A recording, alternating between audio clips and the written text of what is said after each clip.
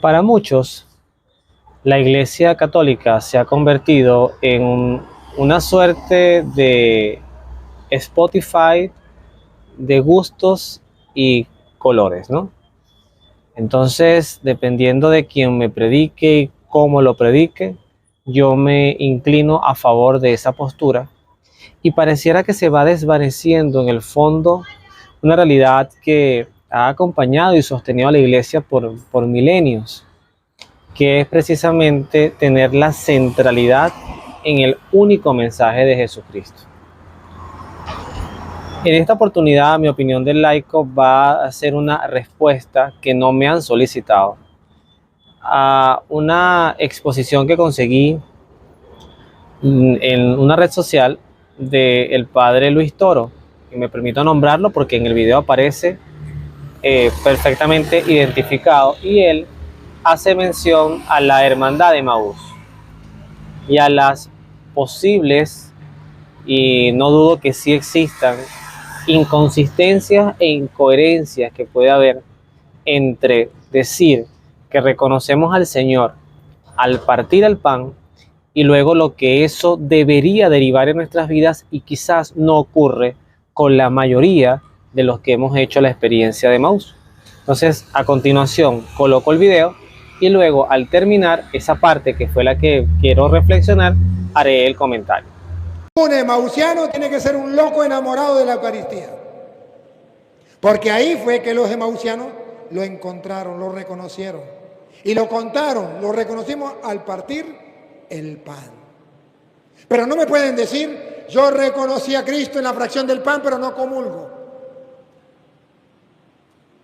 Yo reconozco que Cristo, mi Dios y Señor, está en la hostia, pero yo no estoy dispuesto a hacer nada para recibirlo. Entre una mujer y Cristo, prefiero una mujer. Entre un hombre y Cristo, prefiero un hombre. Entre mi pecado y Cristo, prefiero mi pecado. Yo sigo siendo emausiano, pero yo comulgar no comulgo. Lo reconoció en la fracción del pan. ¿Está convencido que ahí está Cristo? ¿A qué punto?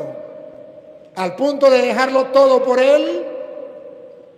Como el que encontró un tesoro y va y vende todo y compra el terreno donde está el tesoro. O como aquel que comercia con perlas preciosas y encuentra una perla de mayor valor y vende todas las demás perlas y compra la perla de mayor valor. ¿A ese punto ha llegado?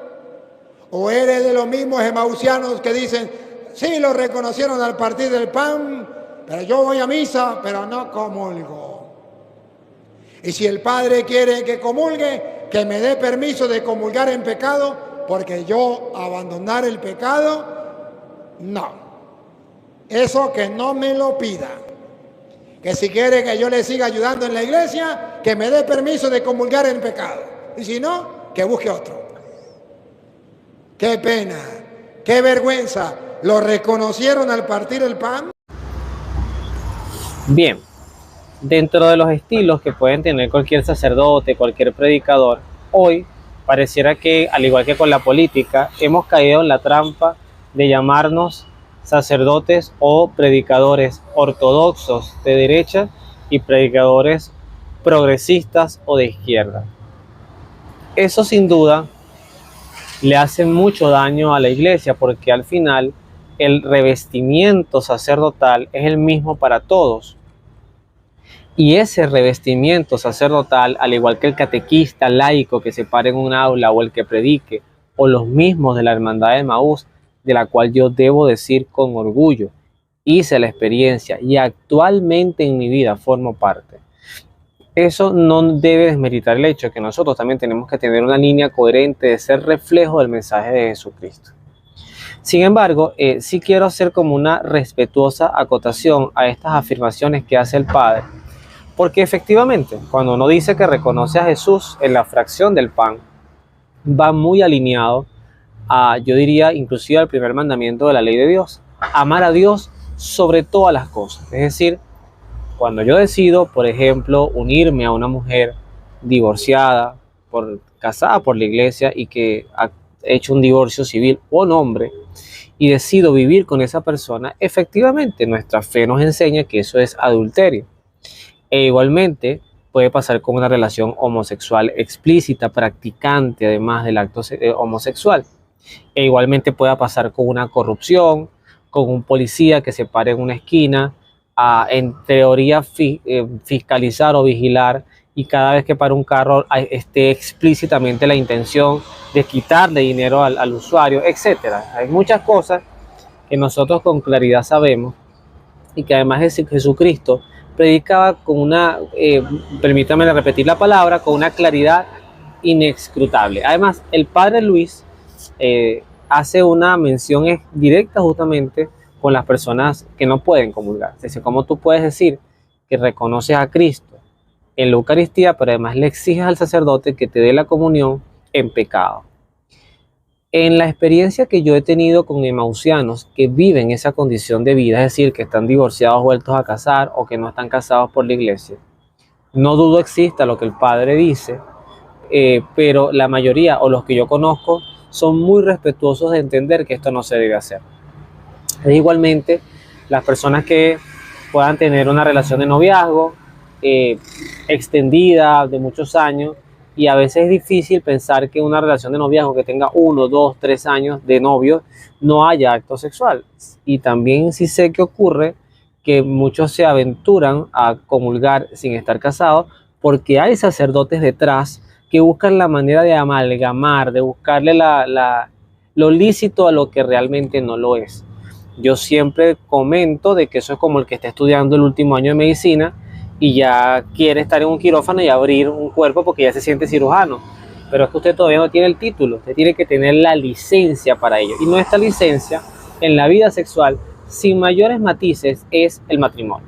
Con eso no estoy diciendo, siempre lo aclaro, que quien les está hablando haya vivido una vida perfecta, ejemplar, que yo nunca me haya equivocado. Al contrario, muchas de las cosas que critica o que le da con dureza al padre Luis, yo las viví, las transité.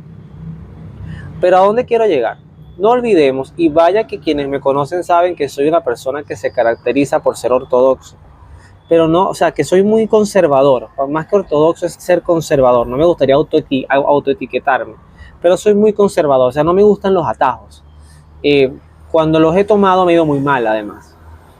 No debemos olvidar que Jesucristo siempre fue un ser que caminó por las calles con un lenguaje de misericordia. Y que no olvidemos que detrás de cada persona hay una historia. Muchas veces no sabemos qué hay detrás de una relación de divorciados, por ejemplo, si hubo violencia, si nunca hubo amor. Si esta persona, por ejemplo, voy a poner este ejemplo, llega al retiro de Emaús, vive con una persona con la que además tiene hijos, ¿ok? Y es una familia estable, feliz, y se permitió vivir el retiro de Emaús. Ciertamente descubre en el retiro de Emaús que su relación, su unión no está dentro de los planes de Dios, no es una relación sacramental. Imaginemos que esta persona regresa del retiro de Emaús avivada, muy alegre, y lo primero que hace llegar a su casa es decirle a su esposa: te voy a abandonar, me voy de la casa porque contigo vivo en pecado. No le importa lo que piensen los hijos porque le importa su salvación. Toma la maleta y se va para casa de su mamá o a vivir solo. ¿Cómo cree usted, padre, que va a quedar esa mujer y ese hijo? O sea, ¿cuál es la percepción de Dios? No, ni siquiera de Emaús. Para mí Emaús, que actualmente, insisto, actualmente ejerzo, mientras hago este video, ejerzo el rol de coordinador parroquial de Emaús en mi parroquia. Estoy montando el primer Emaús en mi parroquia. Y lo que voy a decir lo digo con claridad. Para mí Emaús puede ser algo totalmente transitorio en mi vida, o inclusive en la vida de la iglesia. Necesario, porque Dios lo ha querido así. Porque posiblemente habíamos perdido tanto el rostro del amor de Dios, que Dios diseñó mediante un acto inspirador un retiro que permita a la persona experimentar el amor de Dios. Más nada. Pero nosotros no podemos pretender salvarnos solos. Y eso es un proceso que no está obligado a ser inmediato. Una familia, como las características que acabo de narrar, puede llevarse meses, años en poder amalgamar un nuevo estilo de vida, y no por eso Dios los va a dejar de amar ni los va a dejar de acompañar, y sobre todo no por eso van a dejar de ser unos adoradores eucarísticos, porque en esto también hay mucha enseñanza bíblica. Por ejemplo, aquella mujer sirofenicia que le dice al Señor, hasta los perritos comen de la migaja que caen de la mesa. O el propio centurión romano, no soy digno de que entres en mi casa, solamente dilo y bastará para que mi sirviente se salve. Jesucristo no exigía perfección y paradójicamente a quien más Cristo le predicó con dureza eran los que se sentían que estaban dentro de la iglesia haciéndolo bien. Entonces, no olvidemos, y es algo que yo puedo rescatar del papado de Francisco, papado del cual yo debo decir, no es que fui fan, no era que yo me ponía a escuchar todos los miércoles su audiencia papal, no era que estaba detrás de sus encíclicas, a veces había cosas que sí me confundían y me generaban un poco de perturbación, pero reconozco algo al Papa Francisco. El Papa Francisco quiso realmente que la iglesia fuera una oportunidad para todos, un espacio para todos, y eso sí es consono con lo que predicó el Señor. El Señor no predicó que la iglesia quería gente perfecta, gente que de la noche a la mañana se convirtieran. El mismo proceso de los apóstoles, cuando el Señor es crucificado, todos los apóstoles eran unos cobardes y en ese momento Cristo pudiera decir morí y esta gente no quedó preparada. ¿Cuál fue su proceso de conversión? Pentecostés, orar por ellos. Es satanizar Emaús o cualquier congregación o movimiento religioso porque no genera cambios inmediatos o porque hay incoherencias e inconsistencias, me parece totalmente un absurdo, porque son procesos. Hay personas que, por ejemplo, hacen el camino de Emaús y no sienten nada, regresan igual o peor que como antes de que fueran ese viernes al retiro, pero luego cuando los invitan al servicio, es en el servicio al prójimo donde realmente se sienten transformados o renovados. Quizás no es en Emaús, quizás en un momento de oración eucarística, quizás en un momento de soledad y de pérdida. Dios siempre está y está en todo momento. Por eso creo que es muy duro que de una simple prédica y con un lenguaje un poquito hasta sarcástico, donde pareciera que a veces la importancia es ganar debates y demostrar que tengo la razón y ponerme a predicar con evangélicos, a debatir con evangélicos y demostrarles que están equivocados. Dios, yo creo que tenemos ya mucha experiencia en esto. Dios no quiere la iglesia del conflicto.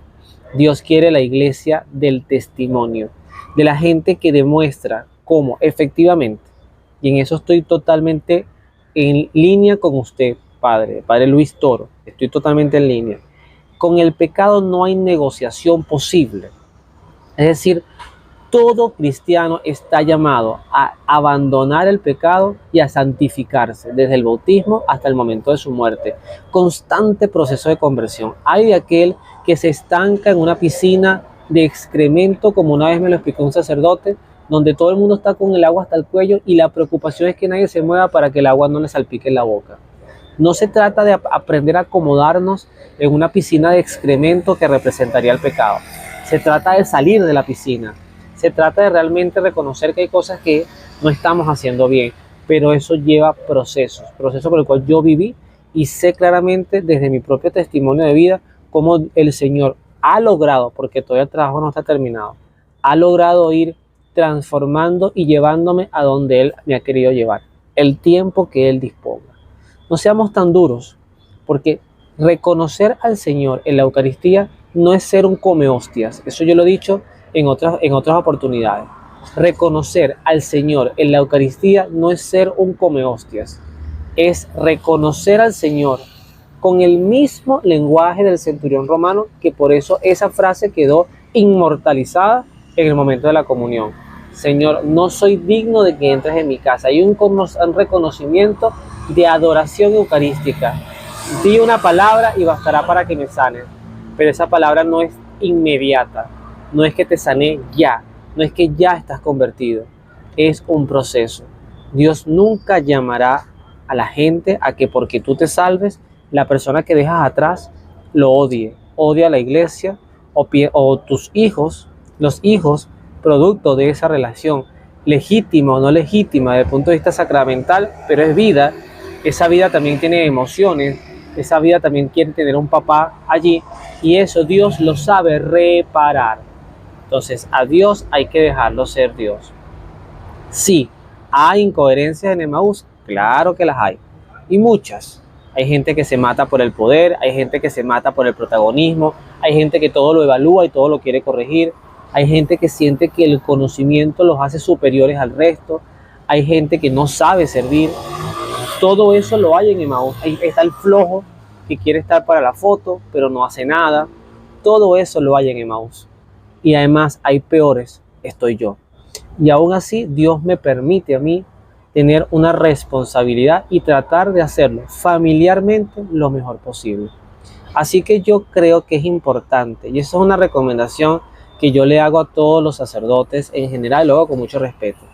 No se vuelvan adictos al figurar, al aparecer, a hacer marketing de redes sociales. El que predica bonito, el que da conferencias bonitas, el que hace conversatorios espectaculares, y ya usted lo va viendo como la barba está ceñida, como el hombre se viste bien, el musculoso, el que predica bonito, el que está en todas las fotos. Cuidado con eso. Es importante, mis queridos consagrados, y también a todo el que se dedique a esto, que tengamos espacios de recogimiento, de silencio, que cuando sintamos que la fama llegó, ahí es quizás el momento de bajarse de ese barco y dejar que la fama siga sin nosotros, porque al final nos podemos convertir en más que unos predicadores de la palabra de Dios, estarnos predicando a nosotros mismos. Ser misericordiosos, predicar la verdad y hablar de la justicia del Señor. Que Dios los bendiga, nos vemos en la oración.